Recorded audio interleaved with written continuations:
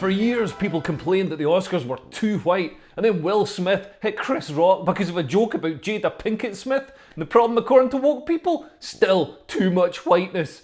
Well, they've got a point. Will Smith has internalised whiteness. He's specifically internalised the whiteness of a drunk Essex woman at a wedding. I'm surprised he didn't attack Chris Rock with a white stiletto while screaming, "Stay away from my Gary!" Professor Isa Nefertari Ulin, a guest on NewsHour, said that Will Smith's slap was triggered by 400 years of black erasure and black silencing. What was happening there is really rooted and steeped in a 400-year commitment to Black erasure, Black marginalization, Black silencing, and the stereotyping of Black people. All of that was present in a visceral, felt, and real way in the infamous slap. 400 years of black erasure. The guy was the Fresh Prince. He's one of the biggest stars in Hollywood. He's the opposite of being erased.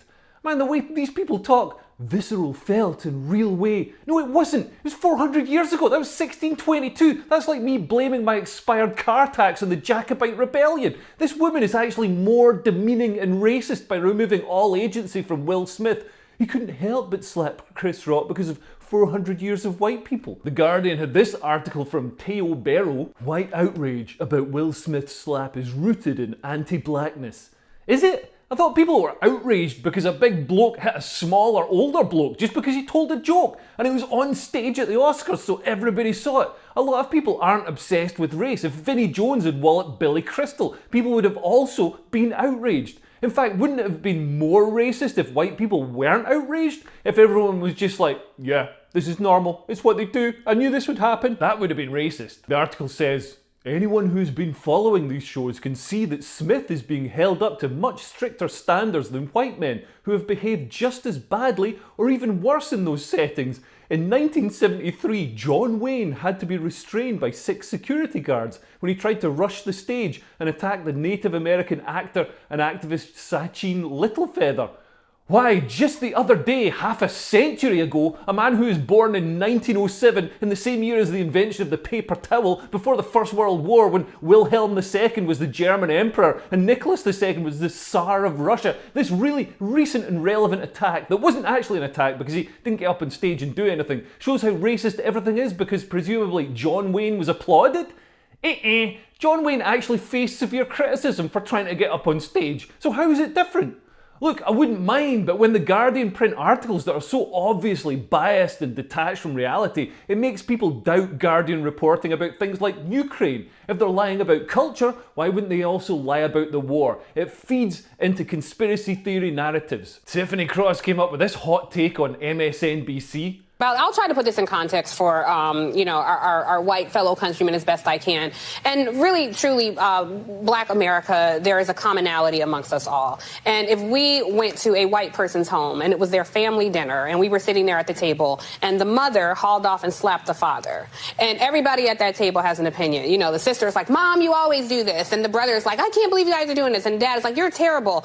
If I weigh in as the guest in this home and I say, yeah, you guys are terrible, everybody's like, I'm sorry, when did you get an opinion? This is our family table. I think it is utterly ridiculous to center this conversation in the opinions of white folks. She also strongly implies that black people are different from white people. Remember when it was racists who said this sort of stuff? Well, it still is. It's just now that they're woke racists. And this spicy interpretation from King Messias Jesse, the reactions to Will Smith slapping someone versus when Alec Baldwin killed someone are drastically different.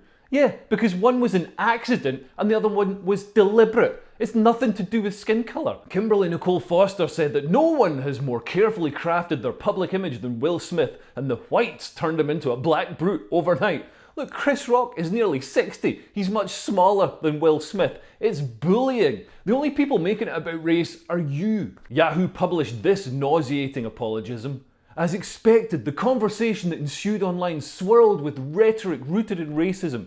No, it didn't. I didn't see a single person online say something racist about it. And I actually deliberately try and find racist people to follow on social media. I'm the sort of person who likes to watch a bin on fire. So where do we draw the line at jokes that go too far?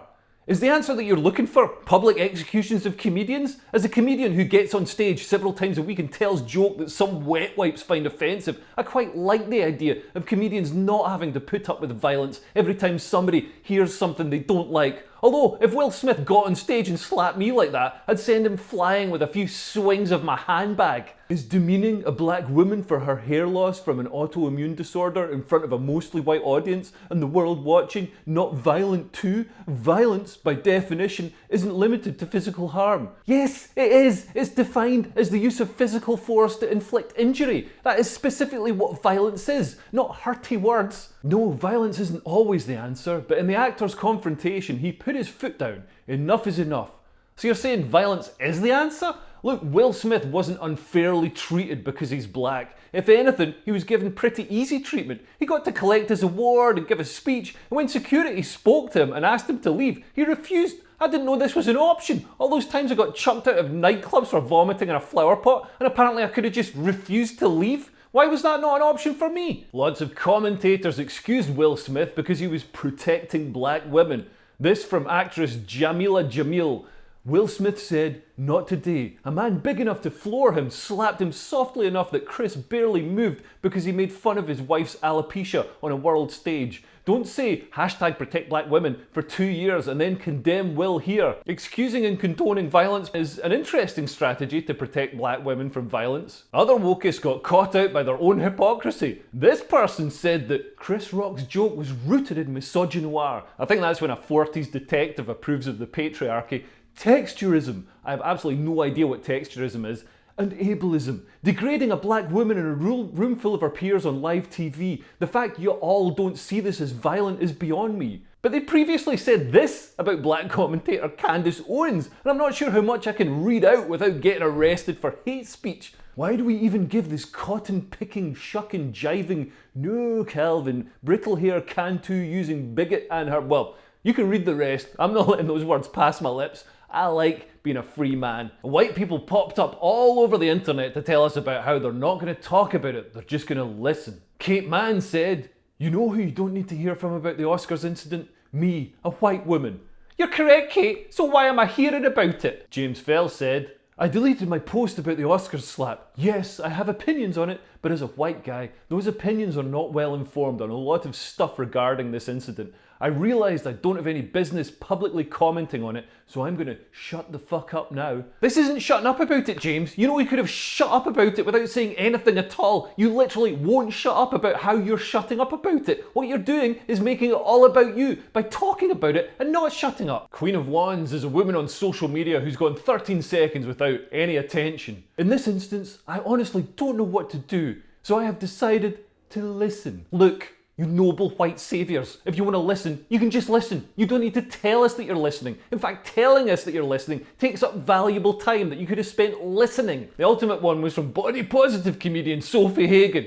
Body positive means fat, by the way. I think that Will Smith should... Oh wait, looks at the hands. Oh, hang on, I'm quite white, so maybe I don't need to have an opinion on what a black man did to another black man because of what he said about his black wife. Maybe I should just shut up and listen. It's surely a health and safety issue for someone so big to levitate so high above the heads of everyone else. Conspiracy theorists had a great time. They joined the dots to see what was really happening. According to leftist journalist Max Blumenthal, who's previously minimized the persecution of Uyghur Muslims by the Chinese Communist Party, the Oscars slap was just a distraction from atrocity videos that were about to be revealed by the Ukrainian Azov Battalion. Why do all conspiracy theory people want to pick holes in Ukraine and suck Putin's balls right now? Although I've got to be honest, this slap did come at an opportune time for the Oscars. Ratings have been falling for years now. 10 years ago they were up around 50 million viewers, now they're down below 10 million. And this is because it used to be exciting seeing Hollywood stars not in a film but in a kind of real life type situation.